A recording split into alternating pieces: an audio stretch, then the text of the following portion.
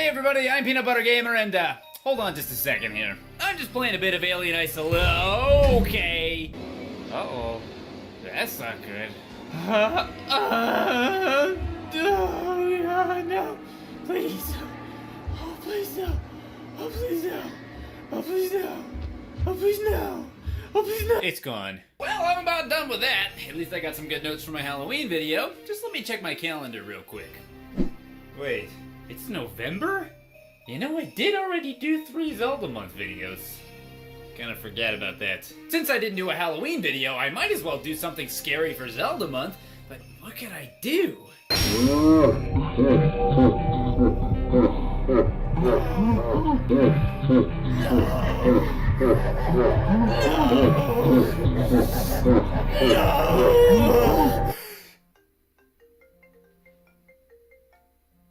My phone's ringing. There's nothing scarier in this world than the Zelda CDI games, if you ask me, and I have one of them right here, the Wand of Gamelon. And it's not even a bootleg this time. And big thanks to Jeff 1.3 for sending it to me. Yes, thank you so much for sending me the Wand of Gamelon, Jeff 1.2.3.4. Thank you so much.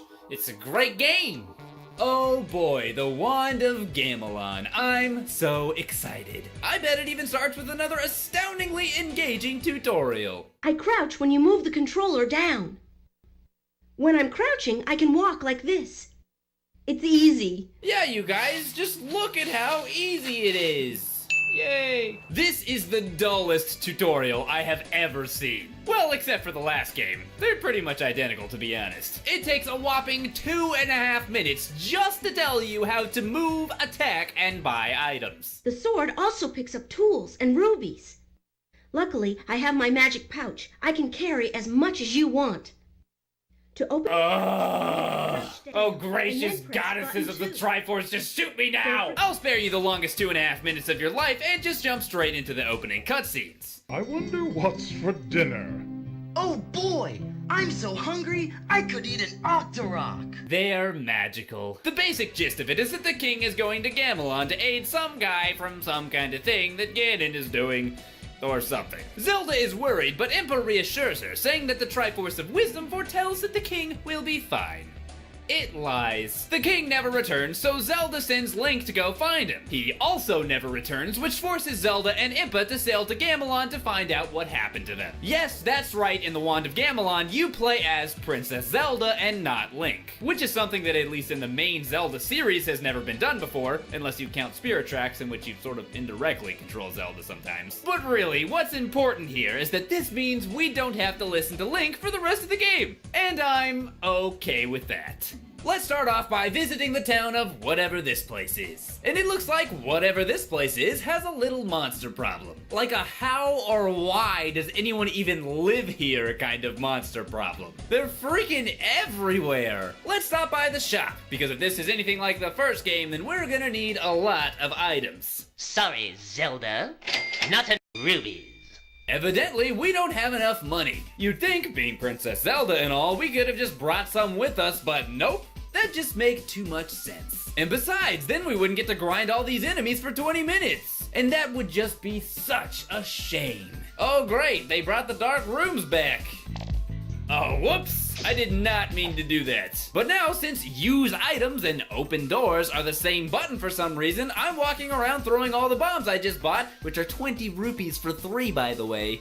Freaking ripoff. Because I can't find the door. Why didn't they fix this from the last game? Especially when button number 3 isn't used for anything at all. Now that we have some items, let's check out a different area. I'm assuming that this rhinoceros thing here is a Dodongo, and I'm also assuming that a bomb will kill it. Let's try it out.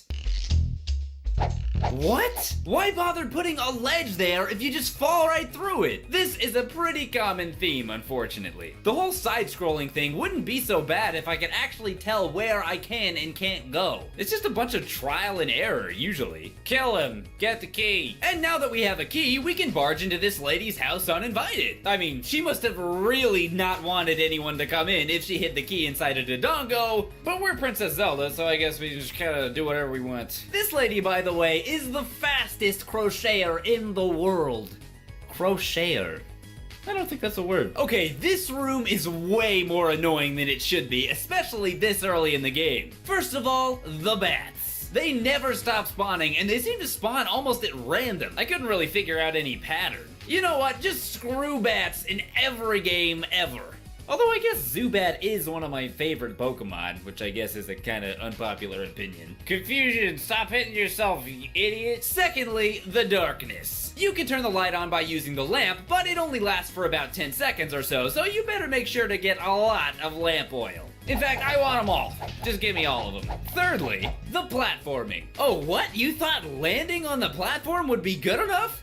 Nope, apparently not. This is also a pretty common theme in this game, unfortunately. You have to get your jumps just right, which is even harder to do here because it's right where the stupid bats start spawning. Then there's this guy. You know, just forget that guy. Nobody likes him anyway. Pshaw, pshaw, I did it!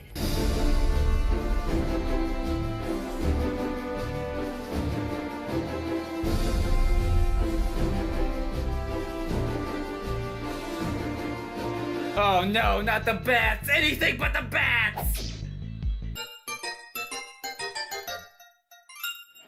This has been PBG Reacts to Things by Making Faces. We thank you as always for watching, and good night. If you have the patience, you'll be rewarded with the Power Sword. Alright, I'm so awesome now! Yeah! Oh, this lady right here, this is gonna be a good cutscene, I bet. Here, have a drink. Thanks. Hey, there's a fisherman trapped in the fish head. Really?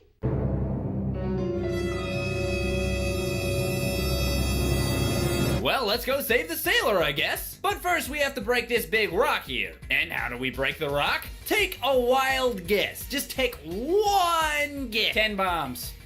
It's 10 bombs. Who would ever just stand there and throw 10 bombs at this rock? I mean, again, they cost 20 rupees for 3, so you wouldn't want to waste them. And after the first 1, maybe 2 tries, you'd think most players would give up and just assume it didn't work. You know, because that would be logical. Thanks, you saved me. That's the last time I'm going fishing. See you in Sakado. These cutscenes are just so high quality. They must have spent a lot of time on them. Well, bye. Do you see anything? Yes? Oh my, your father has been captured. What about Link? Zelda sure doesn't seem too concerned, especially not about Link. What about Link? Well, he's dead. It sure is boring around here. I'm so hungry, I could eat an Octorok. I can't wait to bomb some Dodongos. How about a kiss? For luck. That old Ganon's no match for the king. I won! Well, that's okay. Alright, I have to ask this. Why is Impa everywhere I go? I mean, Zelda's having to fight through all these monsters all the time, and Impa's just always hanging around. Always one step ahead of me somehow. Are the monsters just not attacking her because she's an old lady? You know, I actually kind of feel bad for killing them now. They're such gentlemen. Now we're in some kind of church building, and there's a Gibdo. Possibly. It's a something. Oh no. I assumed that you killed him with bombs since that's usually how it goes in these games, but I was wrong. It turns out that you have to... Oops. It turns out that you have to use the shroud, which I never would have guessed because I thought the lady that gave it to me said it was for scaring off rats or something. Let's give that cutscene one more listen. Here's a shroud that scares the raps off Gibdo. Oh, she said that it scares the raps off Gibdo. I thought she said it scares the rats off Kiddo. I can't tell if these cutscenes are just hard to understand or if I'm just not caring enough to pay attention to them. Probably both.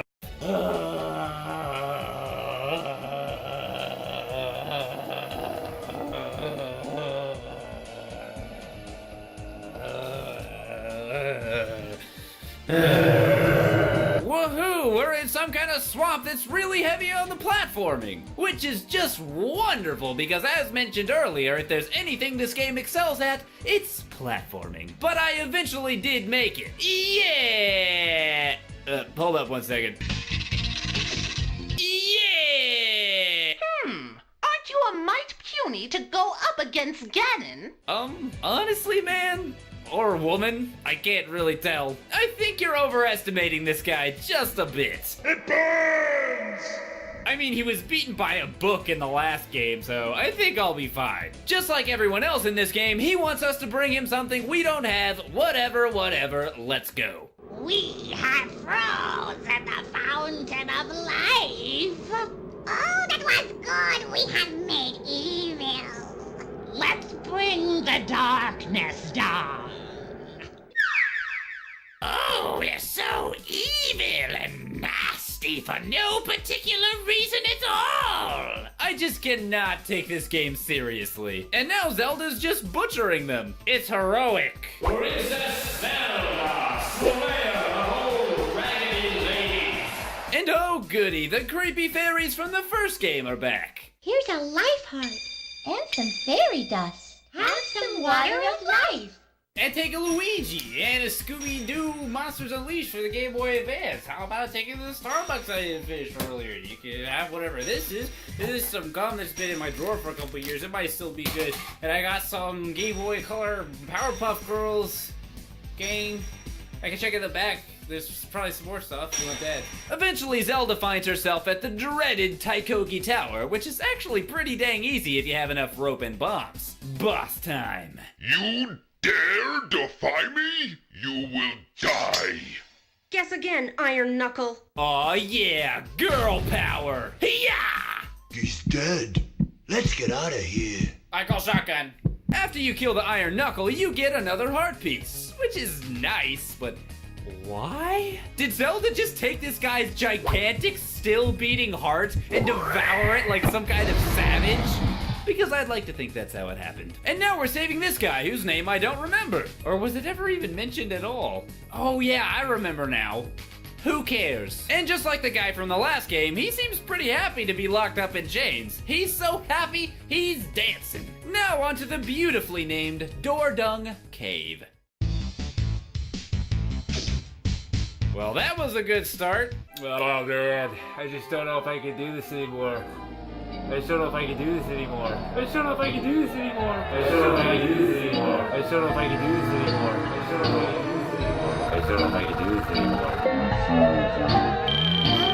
anymore. The door's locked. If only a really weak enemy would come out of said door with the key so that I could kill him and gain passage to the door that would otherwise be inaccessible to me. Oh wait, that's exactly what happened. How convenient. It's another boss. Better pause and think about how I can beat it.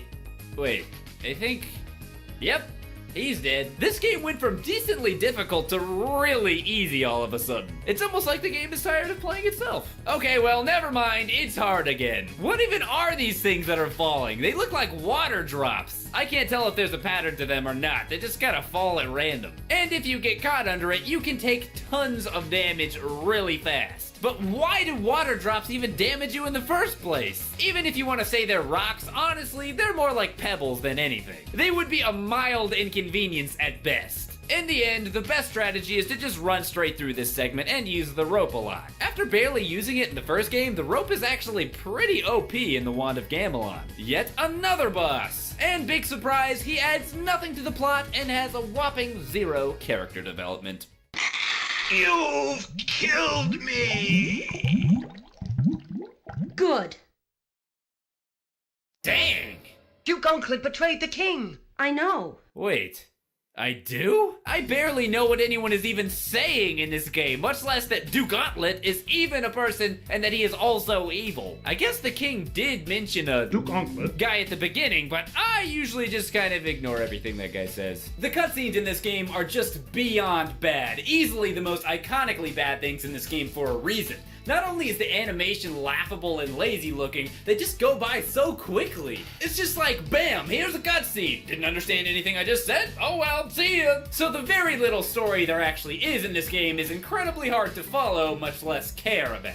Other stuff happens. And then you fight this guy whose head changes from a wolf to a lion to a... lips? A lips?